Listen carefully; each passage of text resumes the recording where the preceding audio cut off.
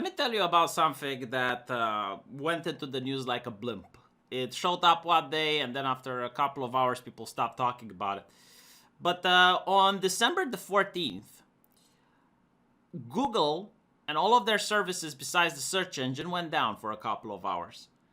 And a lot of people panicked at first. They believed that this might be a cyber attack or something in the likes. But no, according to Google, it was an error due to lack of storage space in notification tools, causing the systems to crash.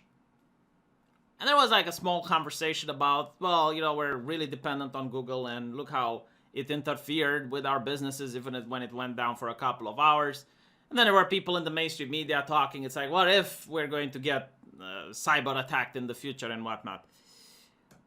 But if you actually went on forums and you actually went on places where business people talk, you would realize just how concerning things are, because a lot of people woke up to the fact that you don't really own much nowadays when it comes to the virtual space.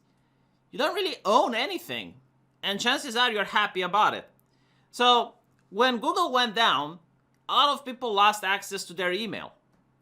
And because they lost access to their email, they couldn't contact their customers, because all of the customer information was saved in the emails. They lost access to a lot of information. The Google Drive went down, and a lot of people that stored information on the cloud realized, oh wow, we can't use it anymore. Like, our information is just locked away from us. Almost no one has access to physical information anymore. Like, people do not use external hard drives or USBs or even paper. A lot of IT people laugh about Romanians still using paper, but I think it's a good thing. I think paper is going to become sacred in the future. If we're going to the cyberpunk dystopia, I even think that there's going to be a push to eliminate paper altogether. It's going to be like, oh, well, it's just to keep Mother Gaia safe, is to make sure we're not polluting, so we need to remove all the paper. I mean, it's kind of worrying if you think about it. Especially this year, we noticed a trend with dictionary definitions constantly changing, with Wikipedia changing. Go on Google and search for Soviet poverty, and then go on Bing and search for the same thing, and the results are going to be astonishing. It's day and night difference. So I'm thinking, like, if the trend continues, if we're moving towards this dystopia, you're going to eventually get into an argument with someone, and you're going to be 100% sure that you're right. And that person is going to say, no, you're wrong. Go online and check it. So you're going to go online, and you're going to check it, and you're going to realize that you're wrong. The other person was right. And you're going to be like, this isn't okay. Like, this can't be the thing. So you're going to go to the place where you haven't been in decades, to your bookshelf, and you're going to pick one of these monstrosities. That are going to be very rare, probably, in 10 years from now. And when you read it, you're going to be like, oh shit, I was right. And a lot of people are going to notice this. Just look at the way they changed the definition of bigot, the way they changed the definition of racism. And these changes aren't done because a vast amount of people are just naturally changing the definition. Because it can happen. Language is always evolving. But they're done for political reasons, for political purposes. I mean, the last example that I can think of is the last judge nominated for the Supreme Court used the term sexual preference. And people freaked out and they said, no, that's a bigoted way of saying you need to say sexual orientation. And websites actually changed the definition, and they said, no, like, sexual preference is offensive and blah, blah, blah. In a way, I genuinely, don't understand it. Simply because, I prefer women. But if I were to be stuck on an island for the next 40 years where there's just a coconut, even though I prefer women, I mean, you get what I'm saying. Orientation is different. Like, orientation is a choice. Like, the Muslim orients himself towards Mecca. But it doesn't make sense. I don't need to understand it, and I diverse. What I wanted to talk about, and what my point is with this, I'm a person that lived within the Iron Curtain, okay? So I have been through communism, and communism teaches you one thing. If you can't physically wrap your hands around something, if you can't keep something close to your chest, If you can't make sure that your hand is in the pocket touching the thing, if it's not in your control, then it's not yours. It can be taken away from you anytime, for any reason. And maybe I'm superstitious, maybe I don't have the correct mindset, but I don't really like the fact that online I don't own much. And this is not because of some evil plan by the big corporations or anything. No, it's simply out of convenience. I mean, think about your video games. How many of them do you actually own? If Steam goes bankrupt tomorrow, if Good Old Games manages to crash in the stock market tomorrow, how many games can you actually play then if their servers are down? What do you actually own? How many physical copies do you actually have? The answer is not very many. And I think this is the future. The future is where people do not actually own stuff, but they rent stuff. And when Google went down, I have a friend which is into sales.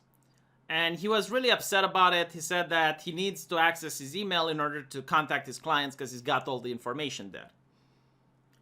So I asked him, I know that this is going to sound weird and all, but why don't you do this crazy thing that your father used to do and buy one of those abominations that I'm pretty sure you consider of an agenda? Like an actual piece of paper where you write down the name and the contact information of the clients. And he looked at me like I'm some sort of savage person. You know, like I'm some sort of troglodyte just coming out of a cave and suggesting like this backwards technology. And he's asking me like, why would I do that? And I'm like, well, to prevent for situations such as this. And he's like, no, you're crazy. Like Google is going to come back up. And I'm like, yeah, I know it's going to come back up. But like, why don't you not just have a safety feature? And he didn't want to hear anything of it. So I dropped the conversation, and later on I asked him, do you have insurance for your house? And he says yes. I was like, does it cover flood? And he goes, yes. Isn't your house on a hill? It's like, yeah, so it's not really going to flood there, is it? Unless it's like the Noah flood and the water goes. And he thinks about it, and I'm like, yeah. So why do you pay every year your own money for something that is highly unlikely that you'll ever need? But when I'm suggesting that you write down the information on a piece of paper for something that is highly unlikely that you will need, but it doesn't cost anything, you're like, no. He stood and thought, and it's like, you know what, you're right. Now, this is not just the thing, you know, like, I'm not saying that Google is going to maliciously target people or whatnot, even though it can happen. Because again, I had a friend that apparently like a couple of years ago, he said something that violated the terms of service of 2020 on YouTube, like negative comments or something like that. He was being an edgy boy when he was a youngster. And because of that, like his account got terminated. So he contacts his email. Now, the guy isn't into sales, so he doesn't really need his email. But again, it can happen. You know, a glitch, a software glitch. You can glitch. You can lose access to your emails. You lose all the contact information, everything that's there. But, you know, at least a lot of people in middle management and below are realizing that, oh my God, we actually do not own anything. Like if there was an actual cyber attack or if there was an actual problem with electricity, let's say, a lot of people would be fucked. You know, it's the same like when COVID happened and a lot of countries closed their borders. They went like, holy shit, we outsourced everything to China. We barely produce anything here anymore because it's a lot cheaper for the Chinese to produce it. And they panicked, you know, and it's going to be the same thing if something like this ever happened. It's not like the World Economic Forum isn't already talking about, oh yeah, the cyber attacks. It's like, yeah, no shit. These people, they only talk about centralizing power. Like they love centralized power because it's easier to control. You know, if it's just one or two companies that have the power, it's easy to just talk with them and get your agenda done through them than if you were to talk with 150 companies and get all of them aboard. So they love centralized power, but at the same time they realize that, oh, well, this is a little bit of risk vulnerability. It's not really good, is it? So yeah, my favorite thing though, like my favorite thing out of this, I saw it on a forum, I don't really understand it, but like someone had one of these smart houses, and when Google went down, like his house stopped functioning. Like I couldn't wrap my mind around it. It's like, what do you mean your house stopped functioning? Does the light not turn on? And I'm like, why would you even have that to begin with? Why would you connect your house to the freaking internet? And I noticed that now everything can be connected to the internet. A washing machine. Like, I went to buy a washing machine, and someone said, do you want an internet connection with that? So what the fuck, am I going to watch porn while I'm doing the laundry? Like, what is the purpose of it? Another one was to control the heater for the apartment. You can have like one of these thermometers so that you can set, for example, the temperature of your house to be at 25 degrees Celsius. What? I like wearing a shirt. I don't like putting a sweater when I'm in my house. And they were like, okay, well, we can give you this one for $20, which does that. We can give you this one for like $500, and it can connect to the internet, and it can... Why would I want it to connect to the internet? Why would I want to pay more for something that connect? Like, what? People are so lazy. People are really lazy nowadays. You have refrigerators that connect to the internet. Why? Am I being a Luddite now? Am I being a Luddite to think that if you have something physical that's yours that doesn't require an internet connection, it's a good thing? I don't know, man. I mean, I guess like the thing with the fridge is that you can be out shopping and you connect to the fridge and it shows you a picture from a camera to see what's inside the refrigerator. And I'm like, do you not think that I can remember what's inside my refrigerator? Why do I need something like that? Yeah. Let me know what you think, though. I'm really curious. And my advice, again, if you're a person working in sales or someone like that, yeah, do buy an agenda. Like, it doesn't take that much to write down some contact information, emails, phone numbers, all of that. I'll tell you something else that's really scary, and I'll end with this, okay? Now, last month, or 2 or 3 months ago, I forgot exactly when, but there was in the news that there was like this documentary about COVID that the experts have debunked. And Google stepped in order to purge it from the internet, along with Facebook and all the other social medias. And they even removed it from OneDrive. So, a place where you're the only one that gets to see it, if you had that with the title, it would get removed. Now, I don't care about the censorship because it's 2020. I mean, censorship is the norm. All the big tech companies, they have joined unison because they care about my health and my safety. And they want to protect me, you know?